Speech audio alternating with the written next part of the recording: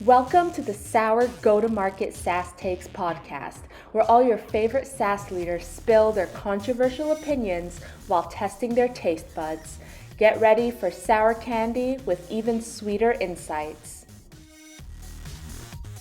Hey, what's going on, everyone? I'm Jason Hassenberg, and you're tuning into the Sour Go-to-Market SaaS Takes podcast, the show with sour candies and even sour takes.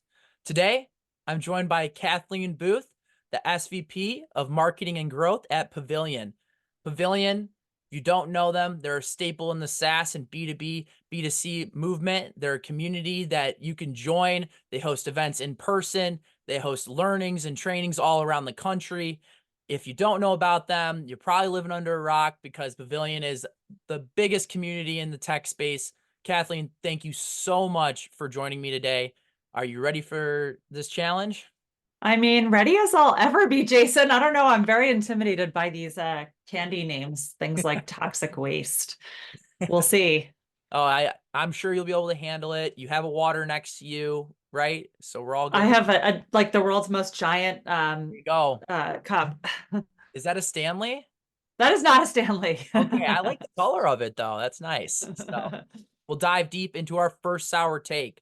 Now we're doing 5 sour candies. We're going to start off with sour Skittles. That's a level 9 on the Pucker Index. Then we're going to do sour popping candy by Warheads, a level 23. Then we're going to do Crybaby Tears, a level 34. We're going to get into Barnett's Mega Sour Candy. That's the candy that everyone's been making funny faces from. It's a level 40. And then we're going to do Toxic Waste Nuclear Fusion, and that's a level 43. Kathleen, let's dive in deep and start by trying out our sour Skittles. All right, ready? Do we do all of them? You can do whatever you want. The traditional approach to organic SEO isn't going to work in the future. No, it's not. And this is a big deal coming from me because my whole background is in like content driven inbound demand generation. Yeah. So maybe it's sacrilegious, but I just think with AI, anybody can now go into ChatGPT or Bard or really any free tool. And I mean, I've done this. The prompt is like, write me an outline for a page that will rank first in Google for put in your term, right? Yep. Writes you the outline. Then you take each element of that outline and you plug it in and you say, write me a page that will rank first for this. So if everybody can do that, that kind of content is not going to be a differentiator anymore. And the internet is going to be littered with it. Yeah. And people are going to get really tired of it. And it's going to be hard for users to sort through all the noise and figure out what they can trust and what they can't. And so I do think that content is still going to be important, but just writing like hyper keyword optimized blogs or ebooks or pieces of pillar content ain't going to work anymore. So my opinion is that what everybody needs to be thinking about is how do I incorporate something that people can't get anywhere else, which is, in my mind, that means original research and data is number one. Like authenticity, meaning like the human factor. So how do you include people in your content and your marketing? That's number 2. And number 3 is unique points of view or strong points of view. Like people will come back to you if you have a strong point of view and they want to know what you're going to say next. So those 3 things, I think data research, the human element, and the strong points of view are what are really going to drive results in the future, not like pure keyword optimization, sadly. What are some tips for, marketers and go-to-market teams for them to actually start to build out content that way? Yeah, I mean, I think you have to figure out like what your superpower is. And so not every company is going to do all 3 of the things I just mentioned. So I think the first question is really like, do you have access to an interesting data set? So at Pavilion, for example, we definitely do. We have like 10,000 members around the world. And so we have a lot of opportunity to extract data from our audience in an opt-in way. Great example is like we just finished a big survey we're going to use the data to produce an executive compensation study because we can go to all these people and say, how much money are you making? Yeah. What stage is your company? Where is it based? What level of seniority are you? So that puts us in a position to kind of like check that first box of original research and data. The second category we're also actually doing something. So we have a podcast called Top Line, which our founder, Sam Jacobs, is in, along with two of our members. They all co-host it together. And some people follow that podcast for the information they share, and some just follow it for the banter because they feel like they know these three guys. And so not every company is going to have people who are willing to do podcasts or be on video. And so if that's something that your team is deeply uncomfortable with, maybe that's not for you. But if you have people who are excited about that and find that format to be something that they're comfortable with, then I would say run with it. And the last one is like strong points of view. And this is a tricky one because I think some marketers get nervous about it. It's like people don't want to offend anybody. And I'm not saying be offensive, but I'm saying like plant your flag in the sand and have an opinion on things.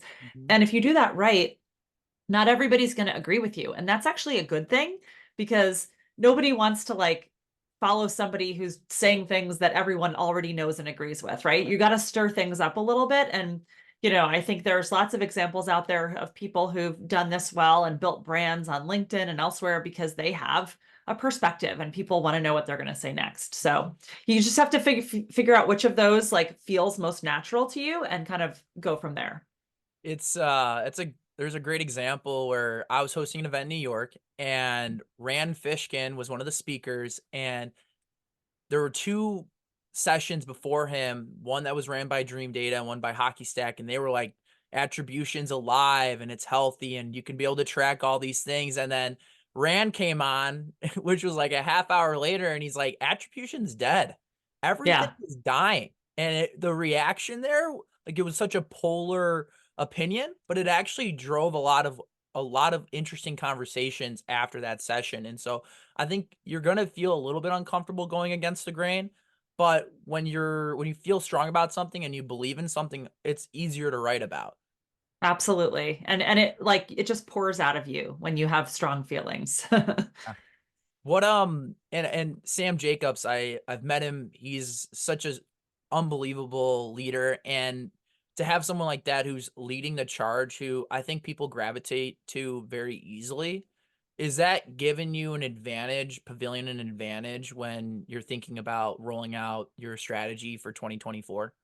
Hugely. I mean, I feel really lucky as a marketing leader because look, I believe in this like founder brand approach, and I've tried to get other CEOs that I've worked for to do what Sam is doing and have met with a lot of resistance and discomfort. And when I came to Pavilion, Sam was already doing it. So I take no credit for what he's built. But he recognized early on that there's power in the CEO getting out and being a public presence for the company. And so early on, he hired a LinkedIn coach to learn how to post and what to say. And like, I mean, he has all the opinions and the ideas and he does Yeah. his own posting. But to have somebody who's like, no, you should break it up in these smaller sentences and maybe add some bullets and maybe lead with this. Like, he just learned how to be a good poster on LinkedIn and then committed to, I think for the first year or two, he posted twice a day, like 7 days a week, which is unbelievable. Yeah, it's a lot of posts. And it's compounded and he has a massive following. And I think we get something like, I'm actually doing a talk on this later this spring. We get something like 30% of our new members come from organic LinkedIn. So Wow. we don't spend anything on paid ads. And for I think 6 months this past year, we didn't even post to our corporate account really almost at all.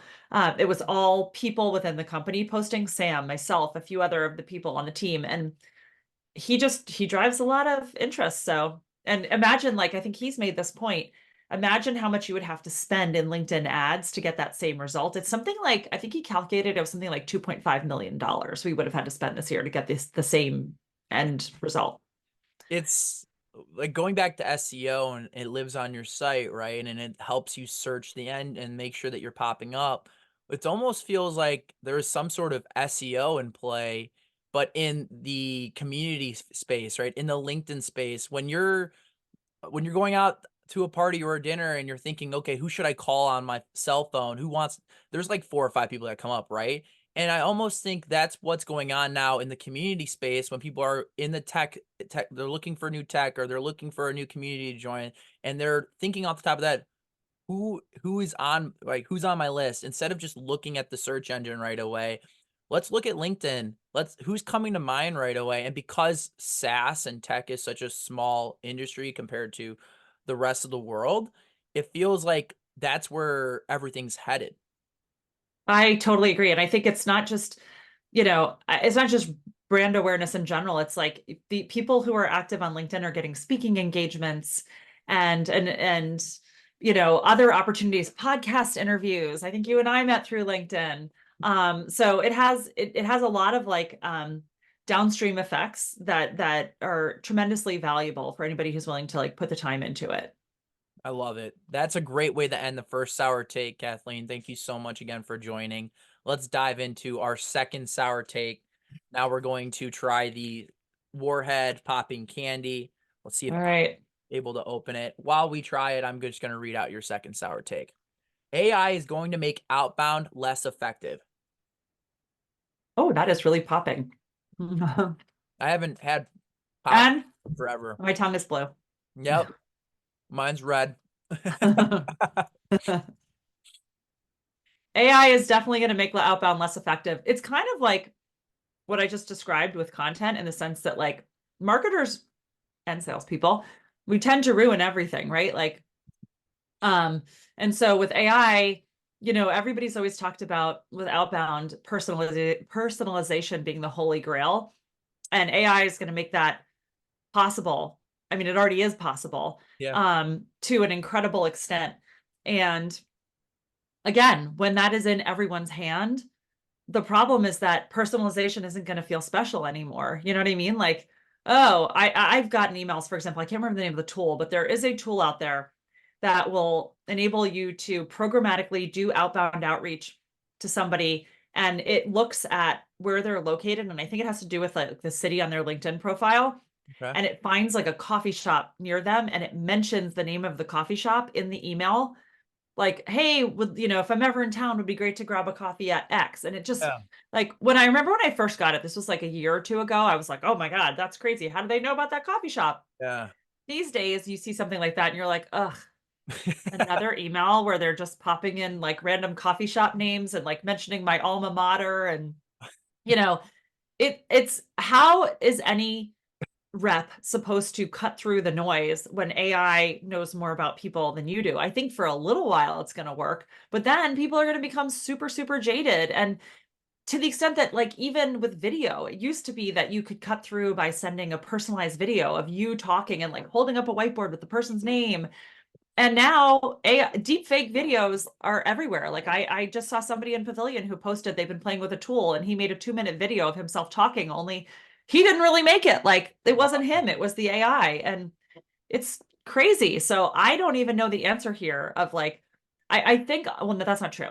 I do think the answer with outbound is going to be less about like purely cold outreach. I think that's going to just really work less and less. Mhm. And I think there is this new like suite of tools that is popping up in the world, and like around relationships, and there's a lot of them. I advise this one company, Small World. They're a great example where what they do, and again, there's other tools like this, is they ingest all of your contacts from LinkedIn and from your Gmail contact list or whatever, and they then have you rate the strength of those contacts, and like you can then ask your board or your colleagues or your partners to do it, and it like basically it's like 6 degrees of Kevin Bacon at scale, where if I know I want to reach out to you, instead of sending you a cold email with some creepy AI personalization, I will use a tool like this, and it'll be like, oh, you don't need to cold email him because that other person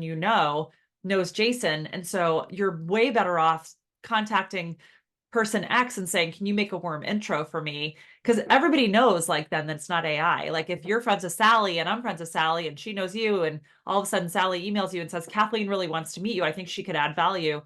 You're not only are you going to know it's a real thing, but you're way more likely to actually take the call because it's come in through somebody you trust. So I think that's how outbound's going to work in the future, not spammy emails that make it seem like somebody really knows you. Yeah, and it's almost like that slow down to speed up, right? And I feel like when you have a tool like that in place and you're able to actually get data around, oh, Sam Jacobs knows this guy very well, but I didn't know him. Why would I reach Yeah. out? And I've done in the Slack channel, I've reached out to my CEO or whoever it is and say, hey, I really want to get this person on the podcast, or I want to get this person at this event or in a deal. I see that you're connected with them. And it's funny that they're coming up with tools like that, because that's actually going to help. It's not going to damage, your domain, because you're not sending it from a cold email Yeah. standpoint, right? And that's a whole nother topic we can get into. But diving back into what you were saying before, where it's like you're getting these creepy emails, right? I've also gotten creepy LinkedIn messages, right? And it's like, what the heck is going on? And I think people are starting to treat LinkedIn the same way as they're treating email, which is totally. Yes. But now it's almost like back in the day when you would host an event, and there's still people that do this. They go to the event and they have like just, business cards, and they're handing out business cards left and right. And they're, oh, my product is this, this, and this. And it almost feels like that there's not a need for that anymore in the tech community. I just can't imagine that it works because I get a ton of LinkedIn spam. And what shocks me is the number of people who literally, the second I accept their connection request, the very first thing they write to me is, I see that you're head of marketing at Pavilion. I'd like to do X for you. Can we set up a time to talk? Here's my meeting link. And I'm like, does anybody click that link and set up a meeting? Like, is that actually working for anyone? I can't imagine it is. I No, just think it's so ridiculous. no, and that's why I think community has become such an important thing in the world in general. Because why would you rather entertain and these different types of people who are emailing you, and just to set up a meeting, and that meeting's actually them selling you a product, not teaching you anything. And while in vice versa, you could actually, when you're not attending an event, put your head down, work on the goals you need to achieve. And when you're actually thinking of new solutions or need help, you go to an in-person event, right? Or you go to a digital event, or you go into a Slack community and you actually ask questions there where people aren't selling you. Yeah, 100%. And I might scoop myself on my next hot take, but like, absolutely. Why? Like, you've approached me out of nowhere. You have no indication that I need the thing that you're peddling, like, you know, graphic design services randomly. I get those in my inbox, or I want to produce your podcast. And I'm like, I don't even have a podcast. I have people who hit me up to become a franchise owner. And I'm like, what led you to think that I wanted to start a franchise business? Like, it's just highly unqualified, highly untargeted, and interruptive, and they're persistent. Like, they're running sequences in LinkedIn to people who have no intent. It's just ridiculous. Burning a bridge. I'd love to hear your opinion on like outsourcing sale, like to a team that just like sets up sequences for you, and they're not really in-house. Is that something that you've done in the past or had experience with?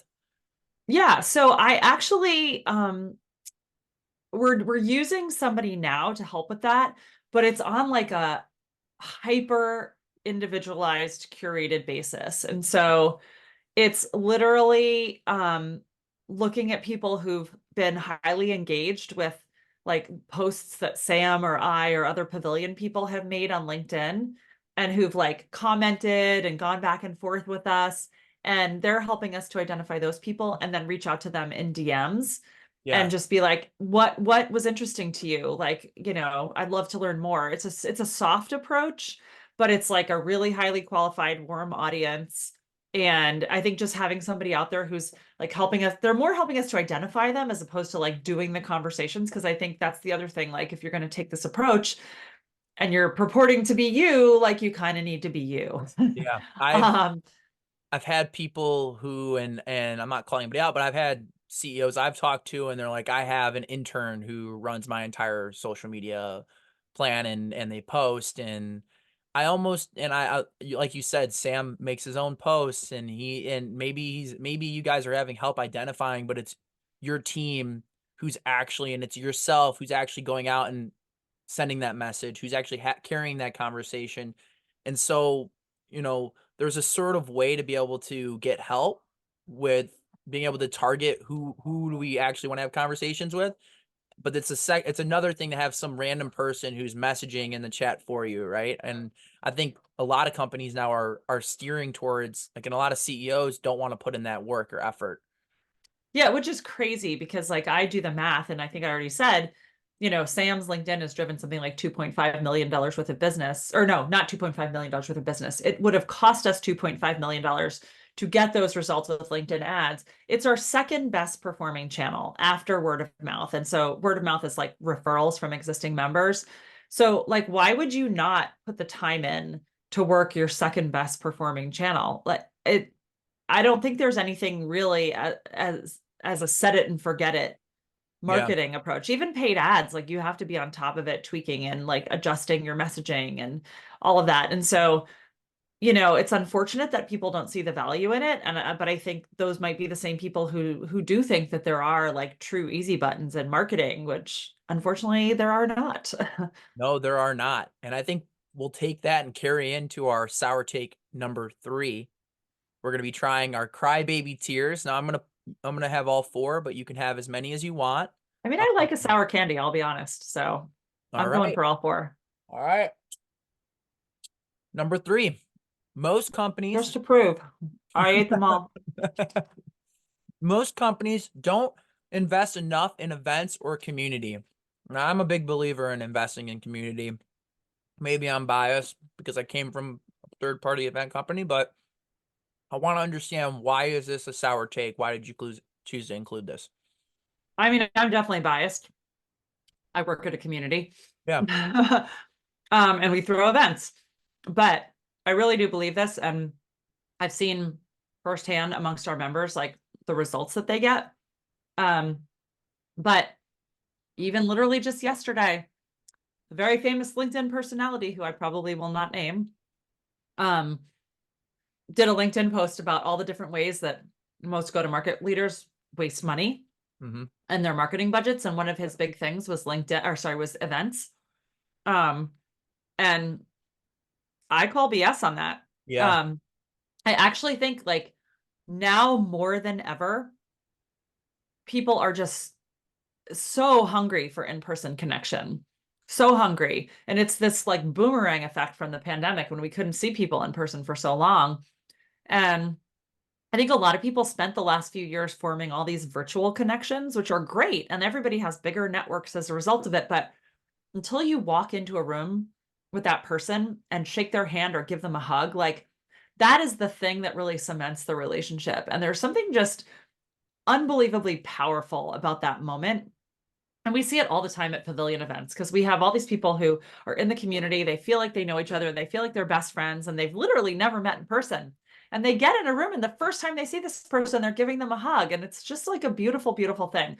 So I think what I'm talking about here is like actually participating in events as a company, not just like attending a conference, and similarly participating in communities and having these two things be a part of your go-to-market strategy. Because if individuals are getting so much fulfillment at their own personal level from these two things, there's an opportunity there for companies.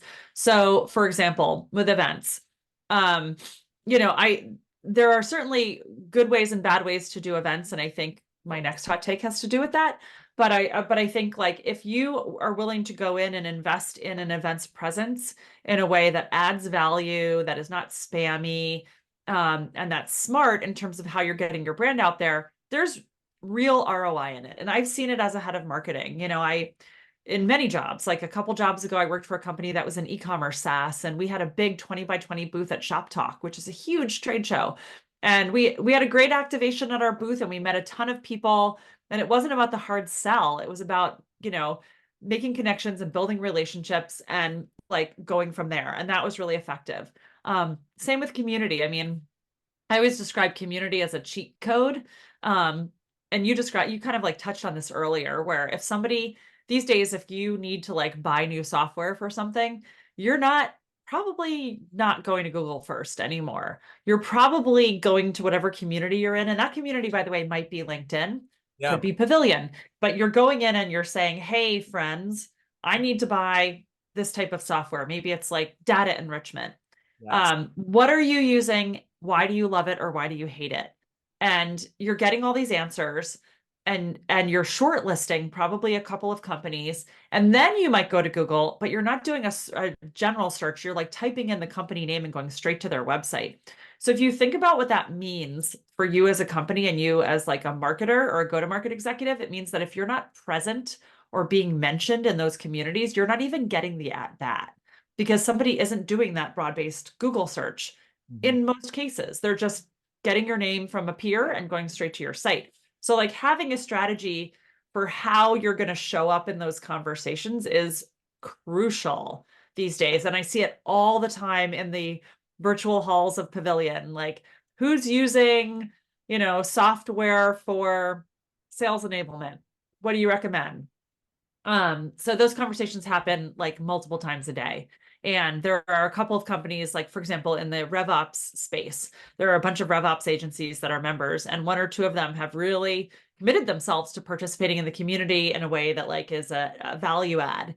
And they get mentioned all the time when that question comes up, and they get a ton of business from it. We have one has a case study on our site of all the pipeline they've gotten just from participating in Pavilion. So the thing is, if you're not investing in events and community, your competitors absolutely are, and they are just grabbing up all that business and not seeing any competition for it. So get in there and put your hat in the ring. For companies and go-to-market leaders who maybe they just got budget this year and are actually able to spend some money sponsoring events, let's just say, $250,000 budget. Where are you allocating that in 2024? What types of ways are you allocating it? Let's just say it's for a sales enablement company. Yeah, I think it depends on who your audience is and where they're hanging out and how they buy, but I can walk you through kind of how I've thought about events in the past. Yeah. Sometimes I've had larger budgets, sometimes they've been smaller, and I always sort of like to figure out, first of all, where is my audience hanging out? Like, what are the big conferences they go to?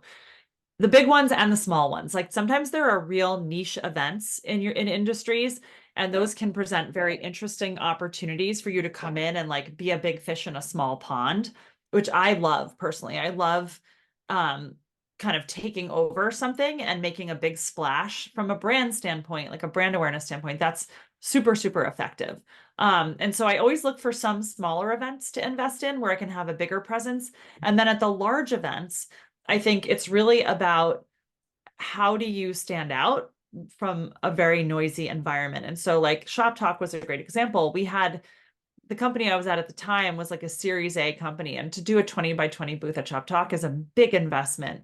Yeah. And so we couldn't like just do the booth. And by the way, it had to be a gorgeous booth. So if you're going to like make these investments, you really need to show up and look good and in order to stand out against the companies that have more money. So invest in a great presence, and then it's about the activation and like how are you going to start conversations? Because if you're going in just to sell, you're probably not going to get results as good as if you're finding ways to engage people that are fun and meaningful. And so I would say, first it's about identifying the right events. Then it's also about determining, do I want to have a formal presence at this event, or do I want to kind of like go a little bit guerrilla?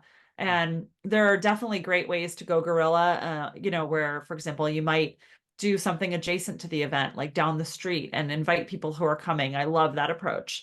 I have a great story about back when I used to own an agency, and we didn't have almost any budget, and we were targeting HubSpot customers. And so we wanted to do something at Inbound, and there was no way we could afford to sponsor Inbound. So that, for anybody who hasn't been, that's at the Boston Convention Center.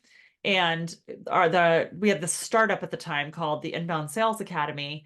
And what we did was we made urinal screens, and they said, are you pissed at the quality of your inbound leads? And then they had our URL. And we hired the concierge at the Westin, which is attached to the Boston Convention Center, to go around to every men's bathroom in the entire BCEC and put these urinal screens in the urinals. And it was so effective that like we had speakers talking about it from the stage, and we paid $0 for that. What a smart idea. So there's a lot of fun ways you can do it. Like I've always wanted to do an activation with an out of home company where we have like mobile billboards circling a convention center, or light art where you like project a company's logo onto the side of like the Moscone Center. I personally really like those approaches, but they're not good for everything. They're just interesting things to layer on to broader event strategies. Yeah, it's that brings me to an example of like Laura Erdem, you know, head of sales at Dream Data. We were hosting a niche event, like you said, in New York for CROs and CMOs. And on the side, she had a billboard and it was in Times Square. She rented out a billboard and it was like a funny joke aimed at her CMO, basically how he wants to, instead of spending the money on this billboard, he wants to spend it on some other initiative. And it got such a great response. And people were talking about it the entire day. Like, did you see that? Did you see that? Did you see that? And it was like, they didn't pay to sponsor. They didn't, right? They just got all of that benefit out of thinking outside the box. And I think what you're saying here is just, it takes a little bit of time to actually think about it. But when you're working out or when you're in the sauna, those are usually when those ideas come to I you. love I love a good shower thought. Yep. Yep. And I kind of want to now dig into, so you pick the events that you're going to go to. How are you rallying the troops and who you're sending? What's the message you're laying out to them so that when they do go to the event, they don't just, let's say you're sending AEs, which I believe you should be sending more of the directors and up to represent your brand, but what message are you laying out to them so that you're able to actually get more budget and get leads from the event? So I've always approached it like I would any other marketing initiative where it's like, we're going in with really, really clear goals. And for example, at Pavilion, before any member of my team can go to an event, especially if they're the one requesting to go, I always ask them, like, lay out the ROI case for me. Show me all the costs that are going to be involved with you attending. And it's not just the ticket, it's like your travel and your hotel and your meals and incidentals and your Ubers. And then I want you to tell me what are your objectives to come out of this with? Like, how many meetings are you going to have? What from, based on our conversion rates, how many of those are going to turn into business? What's the dollar value of the business you project coming out of this? And, it needs to like exceed what we're going to spend. And then, so you have to like set that expectation up front. And then I think it's important to work with anybody who's going to ensure they have a plan. Like it's not just show up on site and wander around, although that can produce some good connections and it's Yeah. worth doing. But like, I'm a big believer in, there are many ways to like suss out who's going to be attending certain events. Being in a community is one of them. You ask in a community who's going to be there. And then setting up as many appointments in advance as you can. Getting invited to parties, like it's a kind of a funny one that people don't think about, but like being in the conversation and knowing, well, like these vendors are all having happy hours afterwards, and getting on those lists so that you're in the room to have the conversations is really important. And then after the event, like logging all of this in a CRM and having a follow-up cadence of like, how often are we checking back in on, did we get the ROI out of that? Was it really worth it? What you forecasted actually happen, so that you get smarter over time about what you can expect from events. I love the fact that you're having whoever you're sending lay out, like actually write up, the costs are associated, because a lot of the times when like, and I've seen it all the time with like events that I've hosted, and there'll be sponsors and they'll send like an AE, and that looks like that AE is actually there just for vacation purposes. Yeah. Right. And like, but when you have them write out what the expenses are going into this, it starts to hit them like, oh shit, this isn't a vacation. Like I'm here to actually do business, to actually provide value to my company. And they're sending me here because they believe that I'm a great communicator and I have high EQ, and I'm able to actually present the value prop and talk to people in a way that makes the company look good as well as themselves, right? And so Yeah.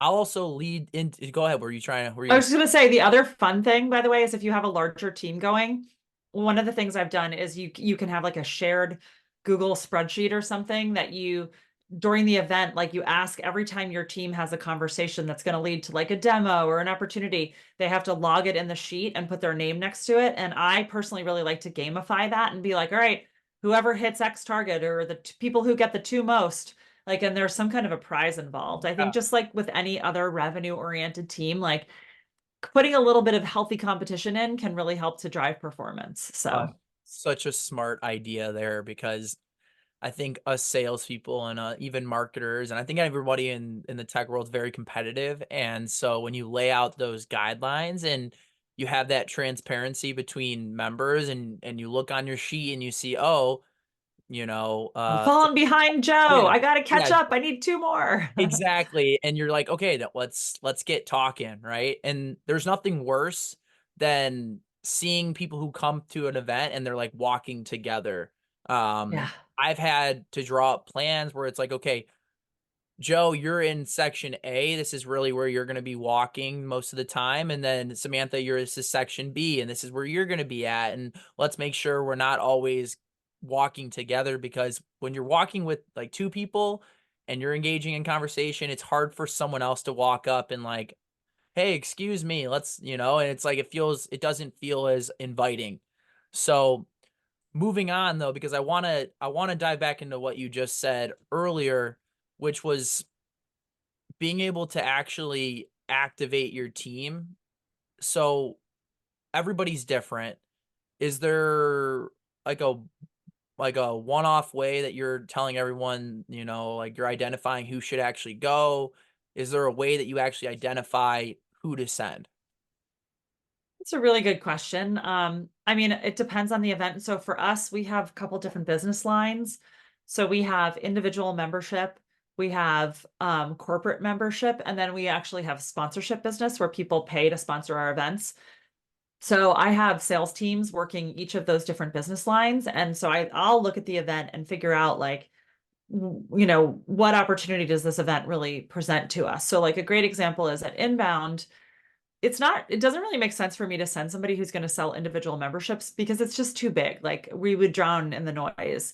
And the average contract value isn't like high enough to really justify somebody having boots on the ground for that. But Inbound is great because anybody who's going to sponsor Inbound is a great candidate to sponsor a Pavilion conference. And so I sent my head of sales who deals with our sponsorship business to Inbound because he could literally laser target those companies. They all have booths. Yeah. And the average contract value, if he lands a deal or two, is high enough to cover the cost of his participation.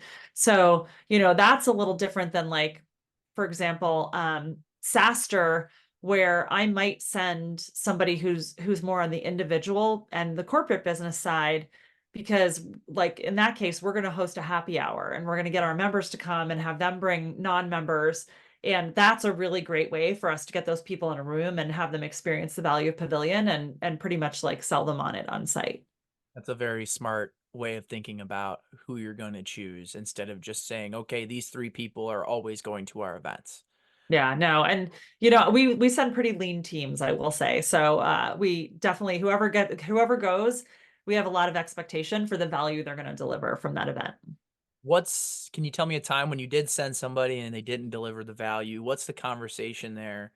Yeah, this is where I think that advanced preparation is really key, and having them lay out their goals and also agreeing in advance, how are we gonna track your progress?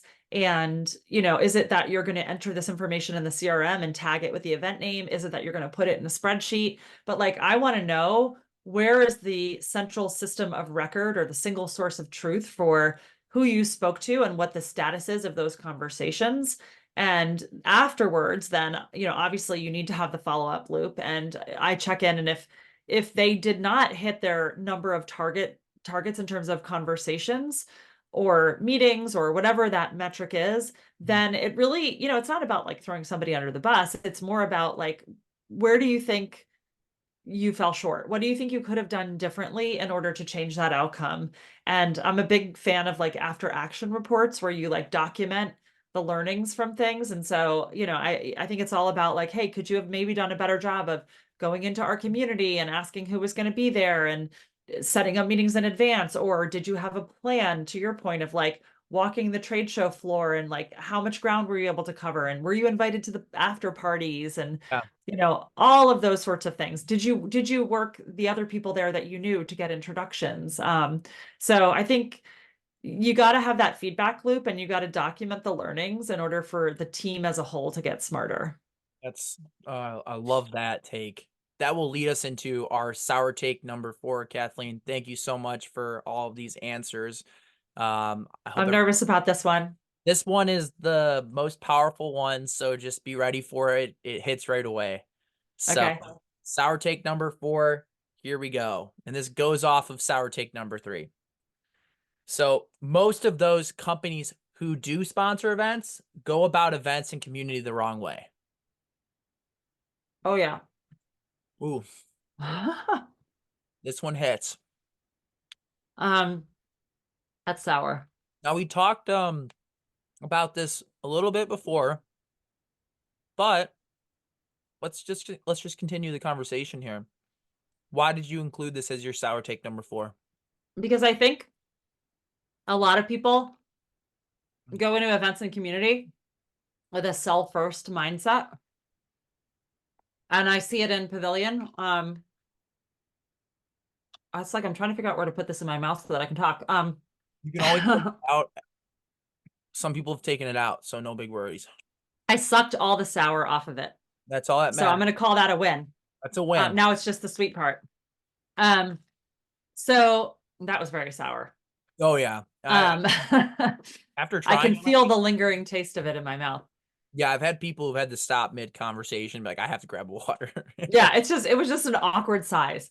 But I would say, like, if you come in and it is the cocktail party analogy. If you walk into the party and you're like, so I'm head of marketing at Pavilion and I live in Annapolis, and who I sell to is marketers and salespeople, and who are you? Like, you know what I mean? It can't be all about you, and I can't immediately go to, do you want to join?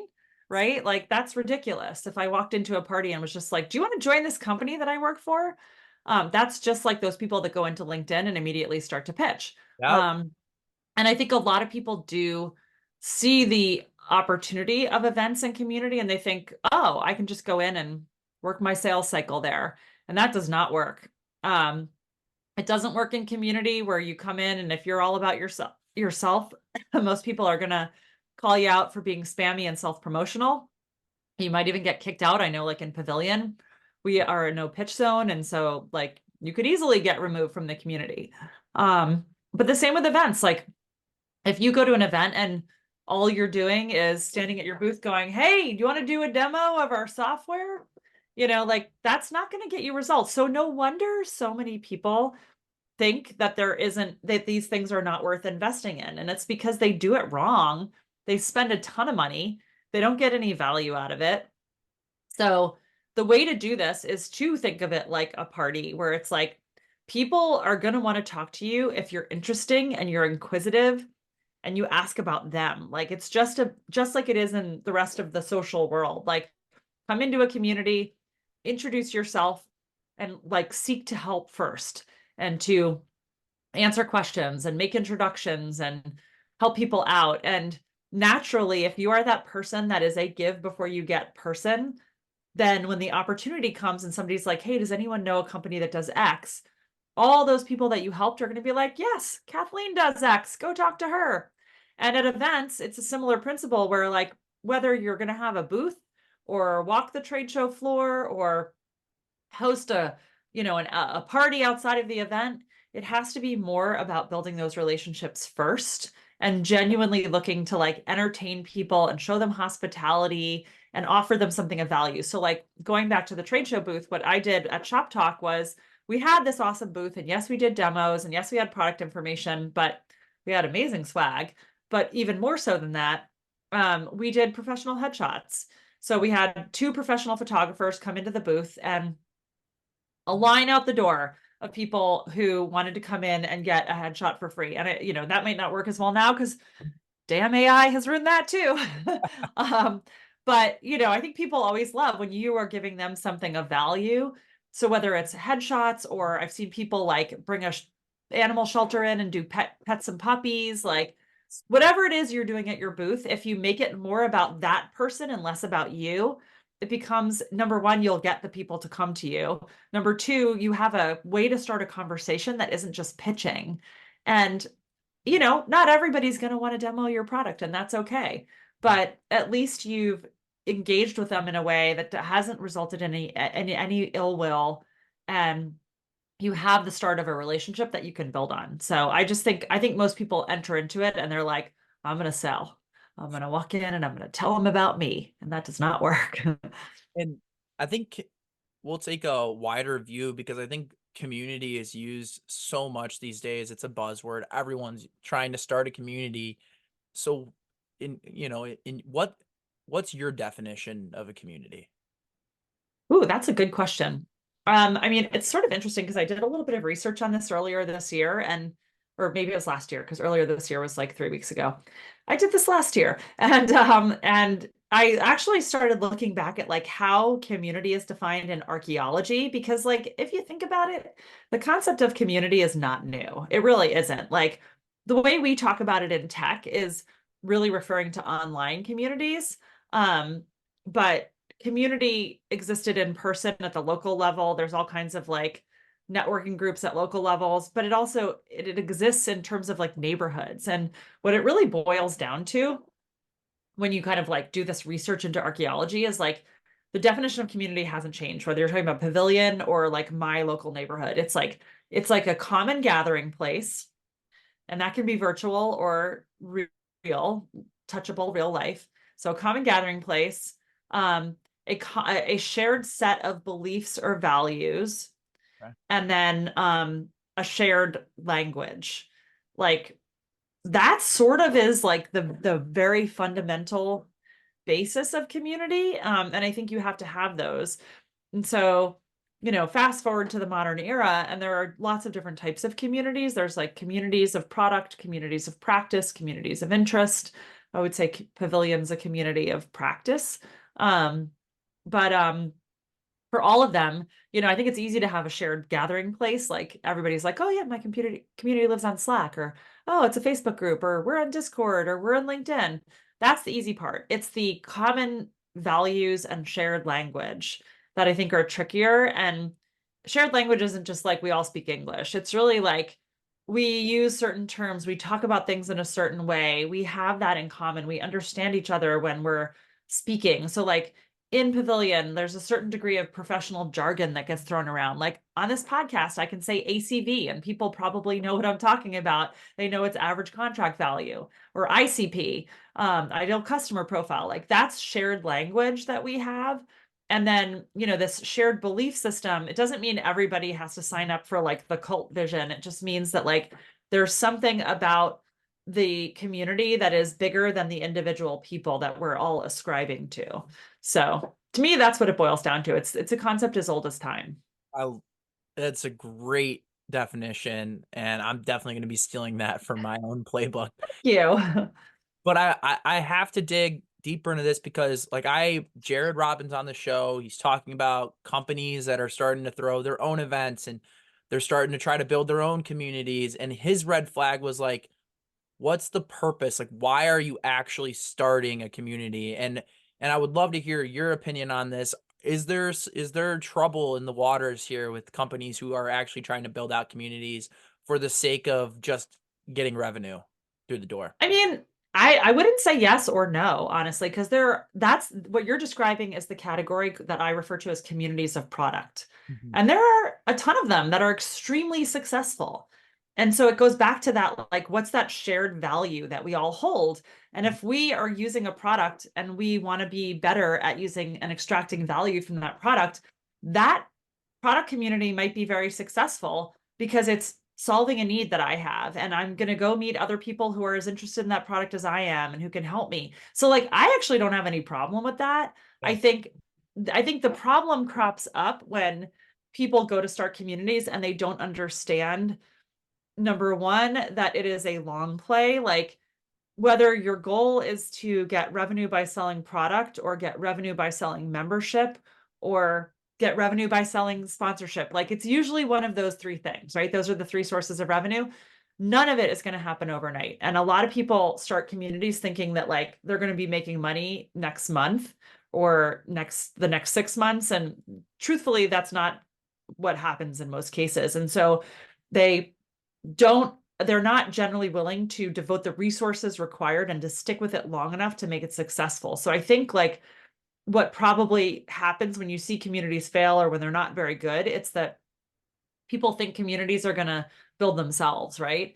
Yeah. And the reality is you need dedicated people who are making it a great experience. And so like my involvement in community dates back way before Pavilion. It was when I was head of marketing at Impact, and we had a community called Impact Elite. It was a 5,000 person marketing community. And I had a full-time person on my team whose title was Director of Audience Engagement and Community. And like her job was to go into our community and like engage and make sure people were getting answers to their questions. And she was the one that drove our events strategy. And like she was the beating heart of the community. And that's the thing, like you need somebody like that. And eventually, like the most successful communities, I think to me, the marker of the success is when they start to self-organize.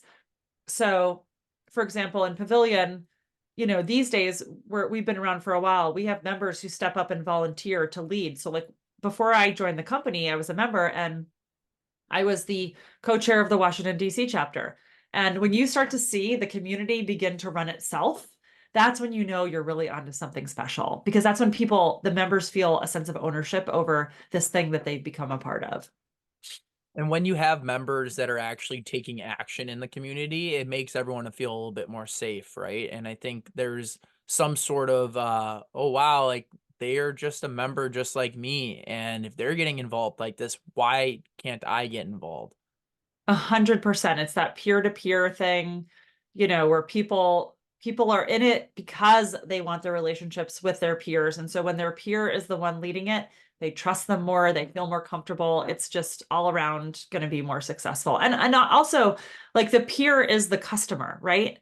So when your community members step up to lead the community, I'll put this in marketing terms. You don't need as much voice of the customer because you are the customer. And so you inherently know, like when I was the co-chair of the DC chapter, it was an easy job for me because I was also a member and I knew exactly what I was looking for in my membership experience. And I just got to build it, which is great. And I think that's what creates really fantastic experiences. For SaaS companies that are trying to build a community, and maybe this is the best example is Impact that you built, right? Their community. How did you start? Can you break down how you built that community from the beginning? So full disclosure, the CEO of that company, he actually started the community. I came in when it probably had, I don't know, like 50 or 100 people in it. And he started by just inviting his personal network first. So I think that's how most communities start. That's how Pavilion started. Sam Jacobs had a bunch of friends who were CROs in New York City. And he was like, let's all get together and have dinner. And, and it kept growing and growing. And then I think they needed a Slack channel. And there comes a point when you bump up against the limits of your personal network. And then it's all about word of mouth. And that's why I said earlier, our number one channel is word of mouth. And so to me, the strategy for building a community, it really actually doesn't start with marketing. It starts with customer success. Like if you can solve for the needs of your members and build a great experience, they are naturally going to tell their peers and spread the word, and you're going to grow. So if I think as a community, if your number one channel is not word of mouth, eventually that's going to catch up with you because you're going to wind up seeing churn. Because if your existing members aren't happy, you might use paid ads and get a ton of new members, but if they don't stay, you don't really have like a scalable community. How do you, like, when you get into the community and it grows to a certain extent, and now you guys have, I don't know how many members, probably 100,000 plus. I'm not sure, but 10,000. so when you get to that level, and I know there's some sort of pay that goes involved, but how do you dissect the bad apples, like from the good, the people who are buying a membership just to sell and pitch? How do you dissect that, and then how do you go about like removing them?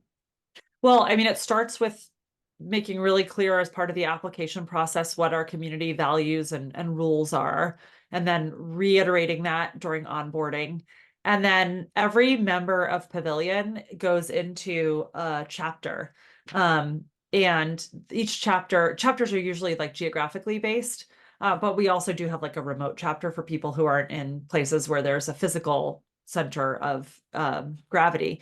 And so chapter heads who are other members, and this gets back to my earlier point, they enforce it for us. Like they're the ones who are watching in the discussion groups, but we also have like topic channels, and our members police each other. Like it's very rarely is it us as headquarters having like identifying somebody being too pitchy and saying don't do that. It's usually a member who will Slack me with a screenshot and be like, look what this person did, and then we can take action on it. But a lot of times, like members will just say to other members publicly, like, "Hey, that's not cool. That's Yeah. against the rules."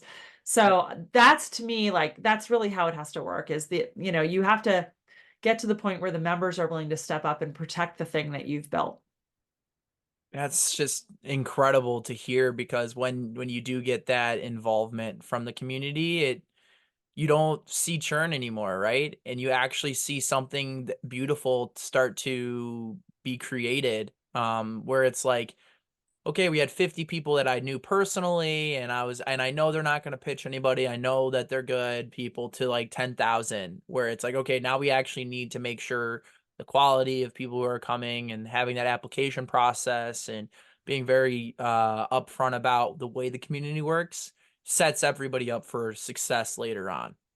Yeah, and I mean, you still may see churn, but I think some degree of churn is healthy. Like, there's people who like no longer have time, or they changed careers, or they've gotten what they need out of a community and they're at a different stage in their life, and that's fine. Like my goal is always to like, if somebody's going to leave Pavilion, I want them to leave on the best terms, and still have a good feeling about us, and if and when there's a time when they should come back, I want them to feel welcome. Or if they just know somebody else for whom it could be a good fit, I want them to spread the word as like an alumni.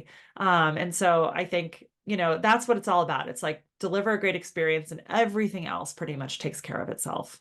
Yeah, and the premise being lifting each other up, right? Everybody's there to help each other grow into their next profession, or tackle a obstacle that's in the way of them being able to succeed in their role. And I think it's a beautiful thing when you do create a community like Pavilion.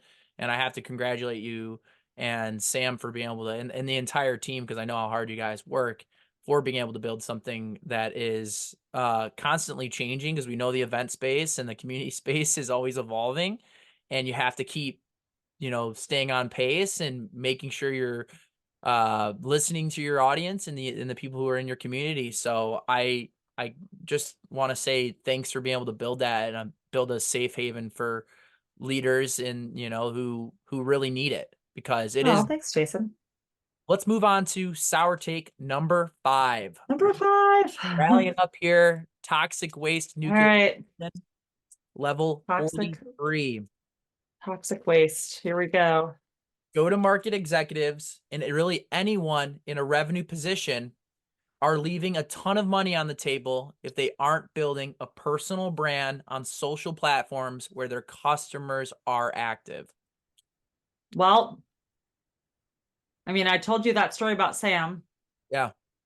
and how the time he's put in on LinkedIn is worth about $2.5 million. It's just crazy that anybody wouldn't do it. But he's a CEO. Yeah. Um, I'm not a CEO, or I used to be, but I'm not anymore. I'm very invested in LinkedIn. I would say it's opened up so many doors for me. It has meant that for several of my last few jobs, I haven't had to fill out an application or do a resume. I've just been approached or started conversations that way because people knew me from LinkedIn. It has meant that I've gotten opportunities like this one. And it certainly has helped me drive pipeline and revenue for the companies that I work at. It's also opened up partnership doors, which is kind of interesting. So I think with almost every aspect of the job I do, having an active LinkedIn presence is an asset, not a liability. And I kind of look at it these days as it's like part of my job, you know? Yeah. I've heard people say like, oh, all those people that post on LinkedIn, they must not have enough to do at work. And let me just tell you right now, I have a lot to do at work. Yeah. I am like swimming in work, but I still look at this and I'm like, this is part of my job. Yeah. So Well, and when you're talking to people who are hesitant at first, what are some, and maybe those people who are hesitant are just, they're hesitant because they're scared to jump in the water. And so what would the advice what advice would you give them? I think it's like anything in life, you're never going to feel like the world's foremost expert in something. And if you wait until you feel that way, you will never cross go. Um, so I've always looked at it as kind of like learning in public. Um, and so as I problem solve, I share what I'm learning. And it doesn't have to be the world's biggest problems. But I always assume that if I didn't know the answer to something, there's at least 10, if not 100 other people out there who also didn't know the answer to it. So I can share these small things or observations and somebody else will benefit. That's the mindset I've gone in with. And I think everyone has something to offer, right? Mhm. Everyone does. Yep. And if you don't want to like share thought leadership, you can go on and ask questions. Like some of my most like engaged posts have been questions like, who are the top women in AI these days? Because I don't have enough of them in my feed. And I think I had like thousands of comments on that post. It's just a question. Yeah. Or you can shine the spotlight on somebody else. Like yesterday, I did a post because it was the end of the month and it was shouting out our growth squad team who was all like working to hit a target at the end of January. And you can tag those people. Like there's all different ways you can post. It doesn't always have to be you opining your expertise on something. So I'd say find a few people whose LinkedIn presence you really admire. Spend a little time observing it kind of academically and seeing like topically, what are they posting? What kinds of, are they asking questions? Are they sharing knowledge? Are they tagging other people? How long are their posts? Like, how often are they posting? There's a lot to learn from how other people are doing it. Yeah, that's actually how I kind of started. Was I was an intern still in college. I was doing more of like shadow writing for CEO who was an investment management company, and he's like, "Hey, I want to." Used to be on NBC and ABC, and he's like, "I want to get out there. It's been 15 years. I haven't been on the TV. I haven't been posting. How do I even start?" And I just went and looked at 5 or 10 people who were in the industry who were already posting, and by the time I was done and we were working, he was getting lots of engagement with people who were in his target ICP, and I think there's something to say about actually going in and doing the studying first before you just run in and start making a bunch of chaos. There's another Yeah. thing too that I'd like to talk about, which is commenting compared to posting, right? Because I think a lot of people think, oh, I have to be on LinkedIn, I have to post every day, which I think you should because it does bring open doors. But to start off in the comments section is a really good way. And so I'd love to hear your opinion. When you were first starting, did you start in the comments section or did you start posting? You know, and what and what types of comments are you leaving when you are commenting? All right. So this is a true story. This started in about 2018. I had started seeing some people gain traction with like this thought leadership approach on LinkedIn. And I remember at the time being like, it's all white guys. And I was like, and back then they called it broetry. And it was like white guys using the same formula for posting. And I was like, I am not going to let all Yeah. the guys just be the only ones to do this. And so I just randomly decided one day, I'm like, I'm posting every day and I'm Yeah. going to see what happens. So I did jump into posting every day. Now, I mean, I had been on LinkedIn prior to that. I just hadn't used it that much.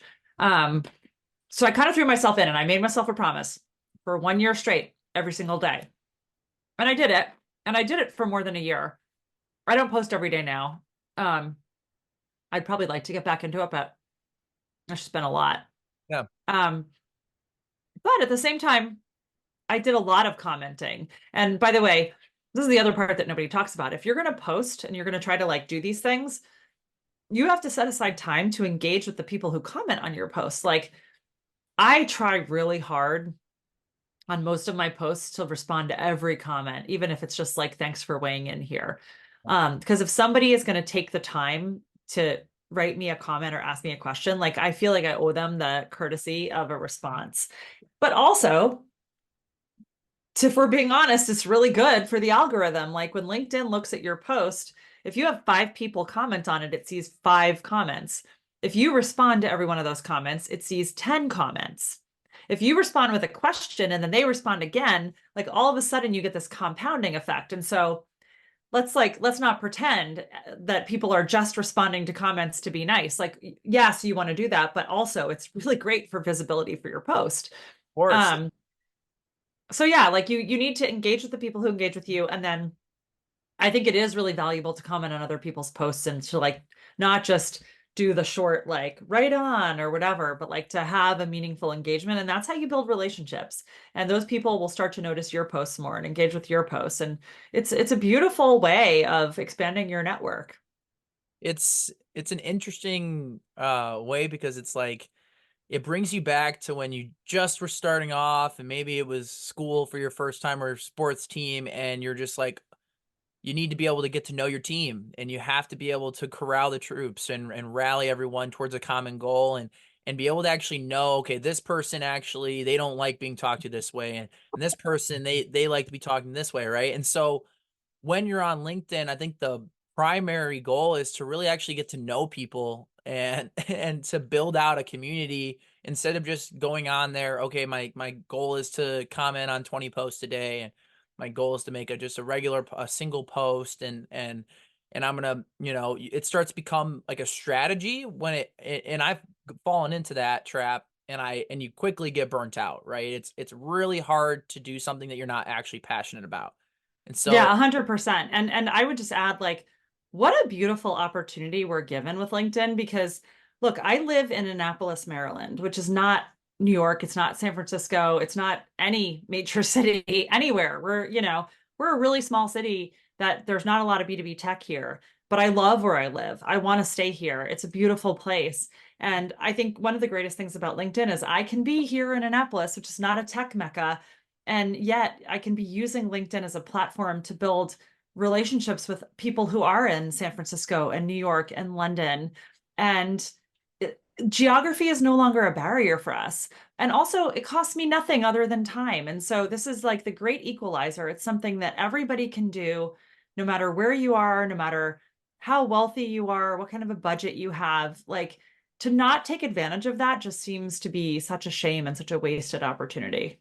and to your point, like there's no better place to go actually find your posse and your crew than LinkedIn because there are people who are actually posting about, things that they care about. And like maybe what you really love is mental health initiatives and work-life balance. Well, there's tons of people out there that are actually posting on that topic and Yeah. it's fine to go out and comment on them and actually reach out and say, "Hey, I love that topic too. I'd love to hop on a call one day and actually talk more about it off LinkedIn." That's just an easy way to go about things. And so as we wrap up our journey here, Kathleen, I'd love for you to say just, one or two things that you'd love for the viewers on here to walk away with from this show.